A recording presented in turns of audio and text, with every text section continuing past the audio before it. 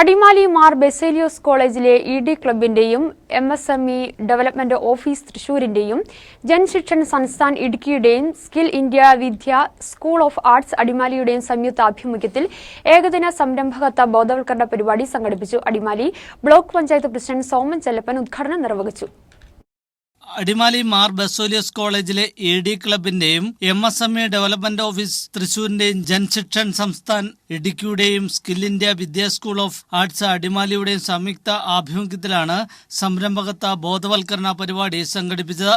Adimali block panchayat president Soman Chellappan ഉദ്ഘാടനം നിർവഹിച്ചു. എം.എസ്.എം.ഇ DFO വിശേഷ് Agarwal അധ്യക്ഷത വഹിച്ചു. Mar Baselios college principal doctor Benny Alexander, Adimali block panchayat അംഗം കെ കൃഷ്ണമൂർത്തി, രാജീവ് ചെല്ലാനം, വിദ്യ തുടങ്ങിയവർ സംസാരിച്ചു. 6 സെക്ഷനുകളിലായി നടത്തിയ പരിപാടിയിൽ AR സദാശിവൻ ക്ലാസ് നയിച്ചു.